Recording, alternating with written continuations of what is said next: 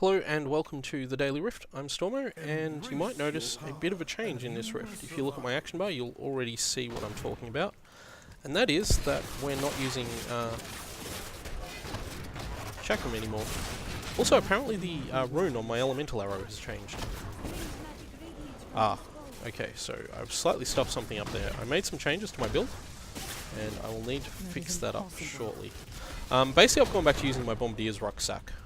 So that I can get those extra sentries out and get the bonus for Orgils from doing that. So I'll just clear these guys out and then I will switch back to using... For some reason that's lost me the rune. So I'll switch back to Frost Arrow. Of course I'm in combat so I can't. Okay, let's try that again. For some reason I lost the rune on my Frost Arrow there, so... There we go, that should be better. Yep, that's better. Okay, so... Except all the sentries are still firing the older one, so... Well, that's a fun bug. So, yeah. Not entirely sure what happened then.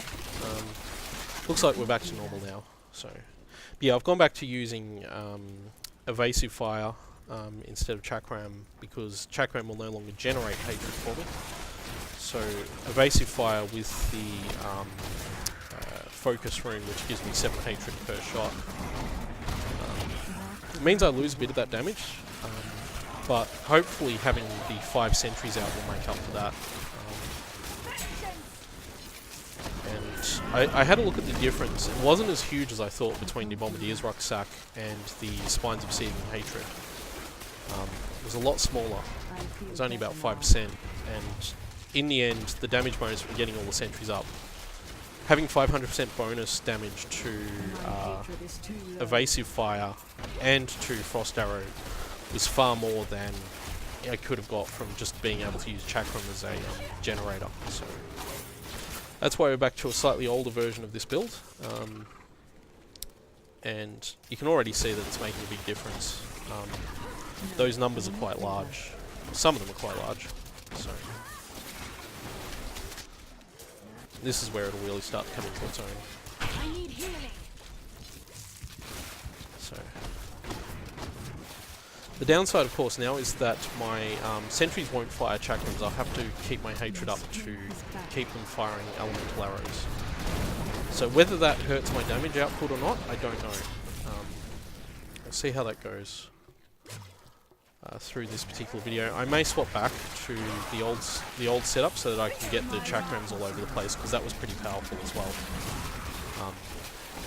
We don't seem to be having too much problems. It could even be a case of that it's 6 of one, half a dozen of the other.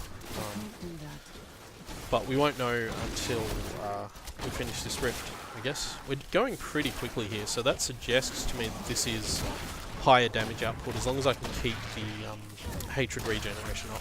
No, I will not do that. Of course, as long as I can get Mark of Death up on enemies, keep up with my sentries. Let's see how we go. You can already see that the sentries are just spreading havoc everywhere, which is basically their role once you get to this point.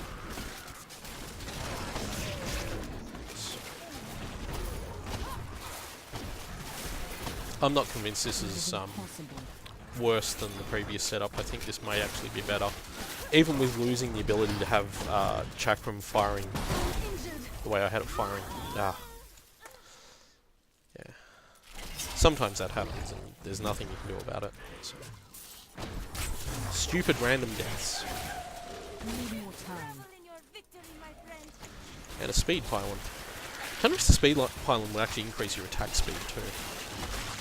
As far as I know, it doesn't. We seem to be doing pretty well here though, so maybe I will stick with this.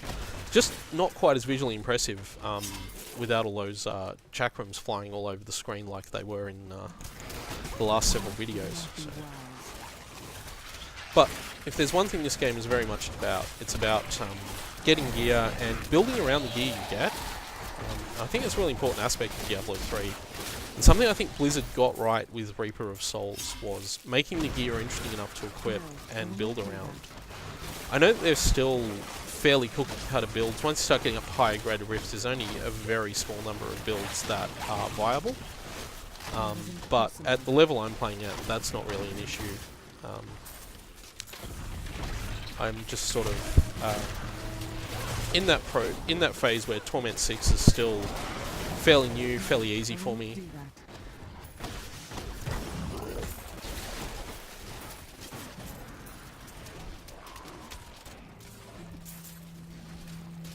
That is impossible.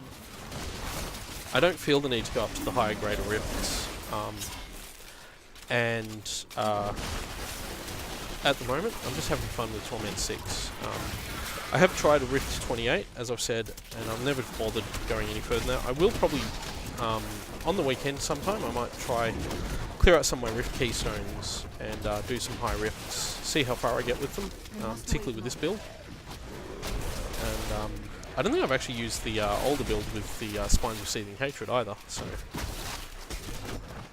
But we'll see how these goes. You can see how much damage, that was like, yeah, a lot of damage. That was just a taste. So, as long as we keep these up, we're just constantly backtracking down here because there's a lot of enemies coming our way, a lot of elites too, from the look of it. I'm sort of backing into other enemies, so that's kind of annoying.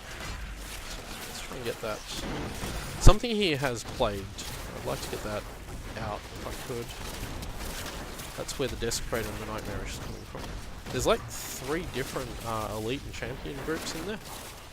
Something like that anyway. So but you can see how much damage this is doing, and that's even without that All Guilds bonus. It'd be nice to keep the All Guilds bonus, but it seems to be that if I want 6-piece Marauders, it's basically impossible. So it's a case of deciding whether 6-piece Marauders is better or worse. And in this case, I reckon it's probably better. Got through that fairly easily in the end, but I'm pretty sure there's still some guys. Maybe not. Maybe our sentries cleared all that out. That would be nice. There are some guys up here though. So we're going to finish this rift fairly quickly. I think it's going to be a very quick rift. I'll find out once I see the time on the video, but we're already almost at the end, and I feel like I barely started it. So that suggests to me that the damage output from this build is a lot higher than it was for the previous build. Even using 6-piece Marauders, and even using Chakram, it seems to me that this is a much better setup. So yeah, go through and clear this out. This should probably be the last group that we need to clear.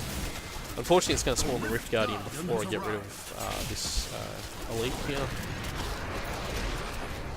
But there he is, and it's our old friend Bloodmore again. Cool.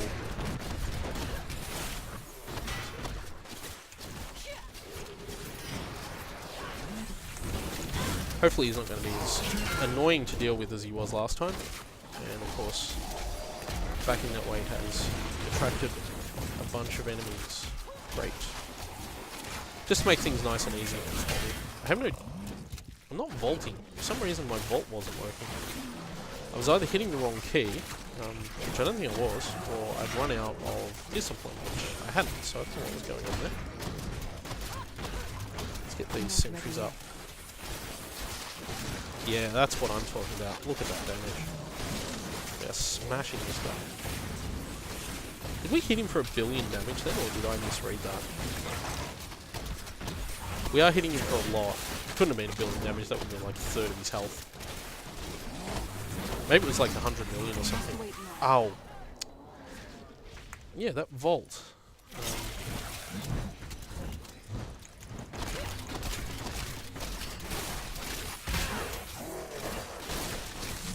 We've got this.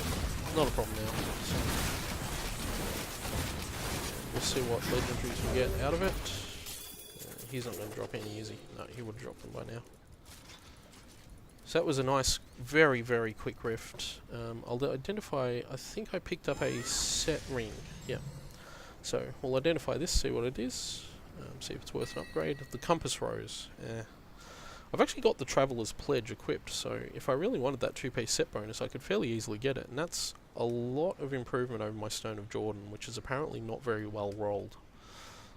So I'll have a think about that, but it seems unlikely I'll get it. Anyway, that's this rift over and done with, and I'll be back tomorrow with another one.